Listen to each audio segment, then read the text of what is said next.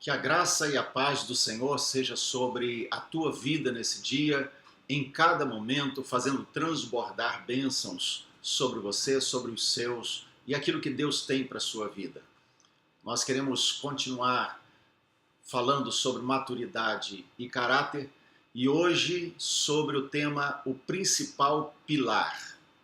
Na carta que o apóstolo Paulo escreve aos Romanos, no primeiro capítulo, versos 16 e 17, Romanos 1, 16 e 17, ele diz assim: porque não me envergonho do evangelho de Cristo, pois é o poder de Deus para a salvação de todo aquele que crê, primeiro do judeu e também do grego, porque nele se descobre a justiça de Deus de fé em fé, como está escrito: o justo viverá pela fé.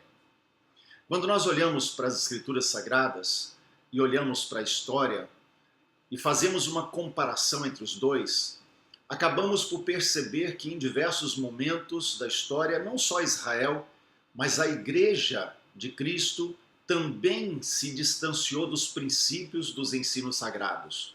Sabemos que muitas vezes Israel buscou ao Senhor, fez aliança com Deus, mas em outros momentos, por vários motivos e várias circunstâncias, Israel se afastou do Senhor e Deus permitiu que o povo vivesse segundo seus próprios princípios e não o dele.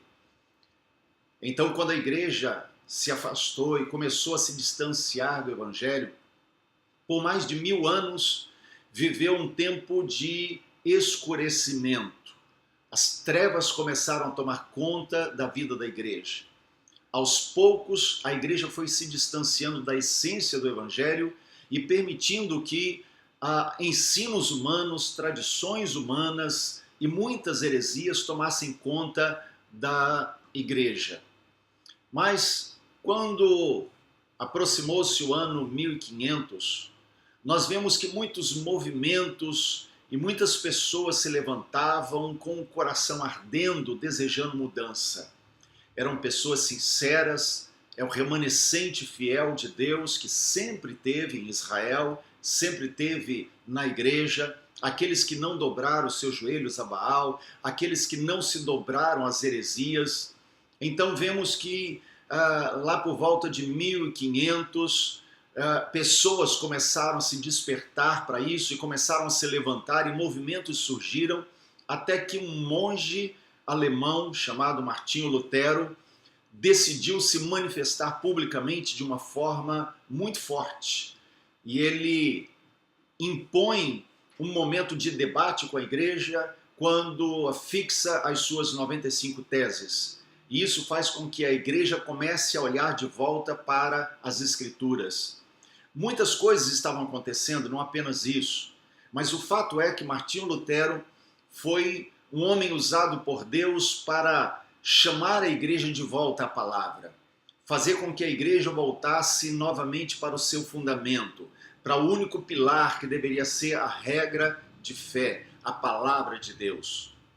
Por isso, Martinho Lutero, um homem apaixonado pelas Escrituras, ele se volta para a meditação da palavra de Deus e ali ele redescobre o princípio da vida cristã pela fé. E isso se tornou um pilar da Reforma Protestante. A igreja, como que, se podemos dizer assim, renasceu das cinzas. A igreja que estava envolta em trevas, que estava vivendo um distanciamento de Deus, que não experimentava a glória de Deus, não experimentava a presença de Deus, não via mais o que era Deus falar. Agora essa igreja tem um ar fresco, água fresca que vem. E isso é o Espírito de Deus soprando sobre a igreja, fazendo com que ela acorde, fazendo com que ela volte para o principal pilar, a vida pela fé. Assim, nós vemos hoje a mesma coisa, Deus chamando a igreja de volta para as Escrituras. A igreja tendo que voltar para a palavra. A igreja que tem permitido que muitas heresias e muita tradição humana tome conta dela, agora é voltada, é chamada a voltar para as Escrituras. Deixar de lado os esforços humanos, deixar de lado a tendência às barganhas com Deus, como se Deus trocasse bênção por qualquer coisa. A tendência que a igreja assumiu de viver estilos de cultos apenas para atrair números de pessoas. Eu creio que esse é um tempo de a igreja acordar, a igreja voltar-se para mergulhar na palavra, mergulhar na presença e experimentar a profundidade em Deus. Uma nova reforma se faz necessária. Uma nova reforma é o que mais precisamos nos nossos dias. Uma volta para as Escrituras, uma volta à vida pela fé. Eu fecho os meus olhos para ver, eu vejo antes de acontecer. Sim, eu vivo pela fé.